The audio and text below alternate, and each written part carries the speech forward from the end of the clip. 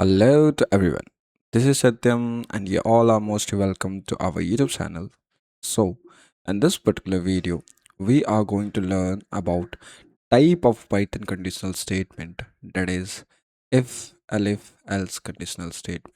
So, in the previous videos, we have covered many things regarding conditional statement, in which we covered what is conditional statements and what are the types of the conditional statements. So, we have covered a first type of conditional statement, that is if statement, and after that we have covered the second type of conditional statement, that is if else statements. Now in this particular video we are going to cover the third type of the conditional statement, that is if elif else conditional statement. So we will learn each and everything regarding if elif else conditional statements in this particular video. So we'll go through each and everything regarding that. So let's get started. So uh, uh, if elif conditional statement is used to represent multiple conditions in program. So basically, whenever we require to put multiple conditions in our Python program, we are using if elif conditional statement. So with the help of if elif else conditional statement, we can provide multiple conditions in our program. So whenever such type of situations occur in our program, whenever we have to put multiple conditions in our program, then we are using this particular type of conditional statement in our program.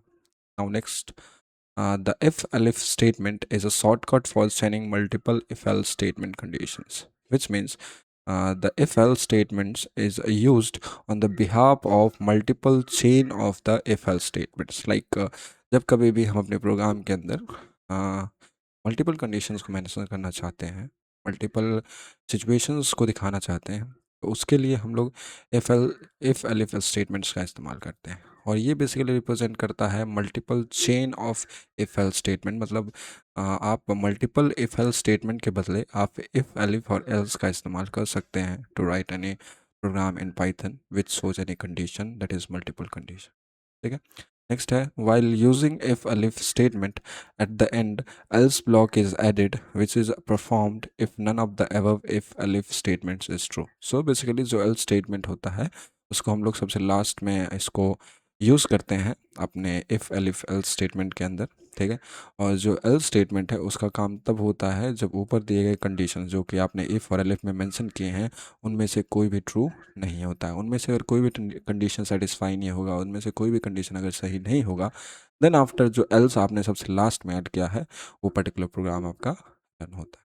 ठीक है, ना इसका syntax देख लेते हैं। बहुत ही आसान सा सिंटेक्स है इसका भी कि इफ एलिफ स्टेटमेंट को जब कभी भी आपको अपने प्रोग्राम के अंदर मेंशन करना हो, तो सबसे पहले आपको, मैंने पहले ही बताया है कि सबसे पहले आपको इफ़ कंडीशन लगानी है।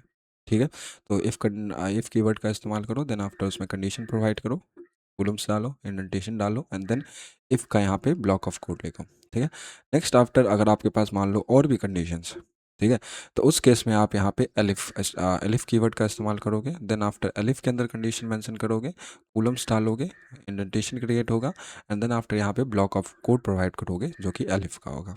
ठीक है, तो इस तरीके से आप एलिफ को चाहो तो यहाँ पे मल्टीपल टाइम्स यूज़ कर सकते हो। ठीक है, मल्टीपल जितनी बार चाहो आप इतनी बार यहाँ पे इसका इस्तेमाल कर सकते हो। फिलहाल सिंटेक्स में मैंने एक ही बार करके दिखाया। एंड देन आफ्टर लास्ट में आप एल स्टेटमेंट का इस्तेमाल करोगे एंड उसमें ब्लॉक ऑफ कोड दोगे। तो ये जो एल स्टेटमेंट है ना, ये बेसिकली आपका तब एग्जीक्यूट होगा तब इसमें इफ़ वाला जो कंडीशन है या फिर एलिफ वाला जो कंडीशन है वो दोनों सेटिस्फाई नहीं होता, डेट मीन्स वो ट्रू नहीं होता है। तो उस केस में आपका ये जो एल स्टेटमेंट है तब जाके एग्जीक्यूट होता है। तो ये कुछ आपका सिंटेक्स हो गया इफ़ एलिफ एल्स स्टेटमेंट का। और इसका फ्लो चार्ट देखते हैं और समझते हैं कि किस तरीके से आपका प्रोग्राम एग्जीक्यूट होता है कंपाइलर के द्वारा। तो यहाँ पे देखो टेस्ट एक्सप्रेशन 1 तो दिख रहा है। ये जो एक्सप्रेशन है ये बेसिकली इफ़ के कंडीशन को शो कर रहा है। ठीक है, and then after test expression 2 जो है वो एलिफ की कंडीशन को शो कर रहा है। एंड यहाँ पे टेस्ट एक्सप्रेशन 3 जो है वो भी आपके एक और एलिफ की कंडीशन को शो कर रहा है। तो बेसिकली कोई भी इनपुट हम लेते हैं और सबसे पहले जो फर्स्ट टेस्ट एक्सप्रेशन है, जैसे फर्स्ट कंडीशन है, उसमें डालते हैं एंड चेक करते हैं कि वो जो कंडीशन है वो ट्रू है या फॉल्स है। अगर वो कंडीशन ट्रू हो जाता है तो उस केस में जैसे इफ़ का, अगर जैसे इफ़ में हमने डाला, ठीक है, इफ़ का कंडीशन चेक किया और अगर इफ़ का कंडीशन आपका सही हो गया तो उस केस में क्या होगा कि आपका प्रोग्राम जो है वो इस पर्टिकुलर स्टेटमेंट को जो कि इफ़ के अंदर आपने दिया है वो उसको एग्जीक्यूट करा देगा और प्रोग्राम वहीं टर्मिनेट हो जाएगा। बाकी का एलिफ या फिर ये जो एल्स वगैरह है ये आपका चेक भी नहीं होगा। ठीक है। और इसमें क्या होगा कि आपका जो स्टेटमेंट है ये वाला एग्जीक्यूट हो जाएगा एंड देन आफ्टर आपका प्रोग्राम सीधा जो इफ़ एलिफ एल्स का हमने इस्तेमाल किया है उसके बाद जो प्रोग्राम बच रहे हैं वो डायरेक्टली उसको एग्जीक्यूट करा देगा। बट मान लो कि अगर आपका फर्स्ट कंडीशन सही नहीं होता है देन उस केस में जो टेस्ट एक्सप्रेशन 2 है उसको चेक किया जाएगा। तो टेस्ट एक्सप्रेशन 2 में आपका क्या आ जाएगा, एलिफ वाला कंडीशन आ जाएगा। देन आप यहाँ पे एलिफ वाले कंडीशन को चेक करोगे, अगर ये कंडीशन सेटिस्फाई होता है तो उस केस में भी जो एलिफ के अंदर आपने स्टेटमेंट लिखा है वो स्टेटमेंट एग्जीक्यूट हो जाएगा। डेट मीन्स एलिफ के अंदर जो आपने ये वाला स्टेटमेंट लिखा है ये पर्टिकुलर स्टेटमेंट आपका एग्जीक्यूट हो जाएगा। ठीक है। और अगर मान लो कि अगर ये टेस्ट एक्सप्रेशन भी आपका फॉल्स हो जाता है, ठीक है, तो उस केस में फिर से जो दूसरा एलिफ में आपने कंडीशन डाला है वो चेक किया जाएगा। ठीक है। तो ये सिक्वेंशियली वन बाय वन जितने भी आप एलिफ वहाँ पे मेंशन करोगे उसको वो वन बाय वन चेक करेगा, हर एक कंडीशन को वन बाय वन चेक करेगा।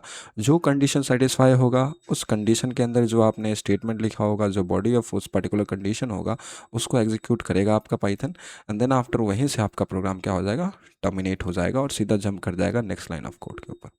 ठीक है। और मान लो कि आपने जितने भी यहाँ पे टेस्ट एक्सप्रेशन दिए हैं उनमें से आपका कोई भी सही नहीं होता, लाइक थर्ड ये टेस्ट एक्सप्रेशन है, थर्ड कंडीशन है, अगर ये भी मान लो ये सही होता है तो इसका स्टेटमेंट एग्जीक्यूट हो जाएगा। अगर मान लो ये भी सही नहीं होता है तो सबसे लास्ट में जो आपने एल्स में डाला है ना कंडीशन, ठीक है, एल्स जो आपने कंडीशनल स्टेटमेंट का इस्तेमाल किया है, तो अगर ऊपर दिए गए एक भी कंडीशंस आपके सही नहीं होते हैं तो जो बॉडी ऑफ एल्स होगा, ठीक है, जो बॉडी ऑफ एल्स होगा ये जो स्टेटमेंट है लास्ट वाला वो डायरेक्टली आपका एग्जीक्यूट हो जाएगा और प्रोग्राम आपका वहाँ से टर्मिनेट हो जाएगा एंड जंप कर जाएगा नेक्स्ट स्टेटमेंट के ऊपर। तो कुछ इस तरीके से आपका प्रोग्राम काम करता है if elif else conditional statement पे।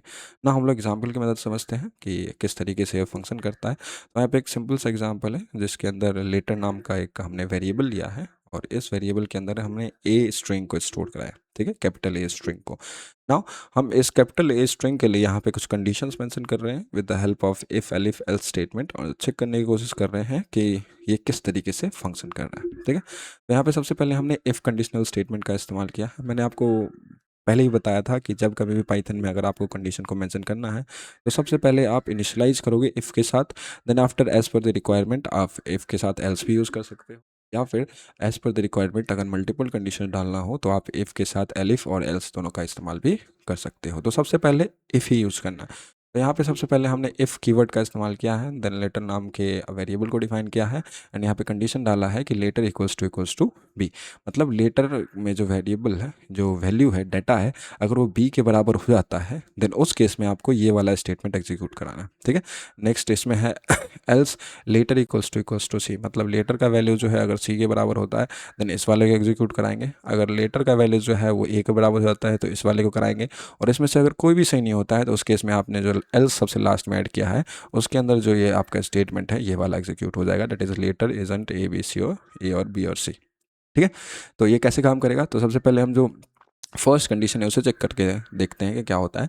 तो जैसे ये फर्स्ट कंडीशन में लेटर की जगह आप ए मेंशन करोगे तो यहाँ पे सिचुएशन बनेगा that is A equals to B. अब ये ए जो स्ट्रिंग है वो बी स्ट्रिंग के बराबर नहीं है तो इस केस में ये कंडीशन क्या हो गया, फॉल्स हो गया। अब ये कंडीशन जैसे ही फॉल्स होगा डैट मीन्स ये वाला जो लाइन ऑफ कोड है ये एग्जीक्यूट नहीं होगा, क्योंकि ये अगर सही होगा तभी एग्जीक्यूट होगा। तो देन आफ्टर आपका जो प्रोग्राम है वो सीधा जंप करके आ जाएगा नेक्स्ट कंडीशन पे, इस वाले कंडीशन पे आ जाएगा। अब इस वाले कंडीशन को चेक किया जाएगा तो इस कंडीशन के अंदर है letter equals to T, that means A equals to C. तो ये वाला भी कंडीशन सही नहीं है, यहाँ पे भी ए जो है वो सी के बराबर नहीं है। सो इस केस में भी आपका ये वाला जो स्टेटमेंट है ये भी आपका गलत हो जाएगा। तो ये जैसे ही गलत होगा तो फिर से आपका ये स्टेटमेंट एग्जीक्यूट नहीं होगा, आपका प्रोग्राम सीधा जंप करके आ जाएगा इस वाले स्टेटमेंट पे।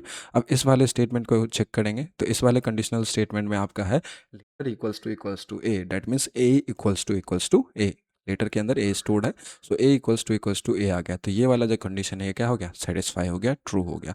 तो जैसे ये वाला कंडीशन सेटिस्फाई हो जाएगा तो आपका जो प्रोग्राम है उसके नीचे दिए जो स्टेटमेंट होगा, जो body of this elif statement होगा, इस पर्टिकुलर स्टेटमेंट को एग्जीक्यूट करा देगा। तो इस केस में आपका ये वाला स्टेटमेंट एग्जीक्यूट हो जाएगा और आपके आउटपुट स्क्रीन पे प्रिंट हो जाएगा लेटर इज ए। ठीक है।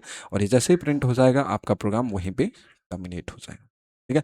और मान लो कि अगर ये कंडीशन भी सेटिस्फाई नहीं होता तो उस केस में आपका एल्स जो है वो बाय डिफ़ॉल्ट एग्जीक्यूट हो जाता और उस केस में आपका प्रिंट हो जाता लेटर इजंट ए बी और सी।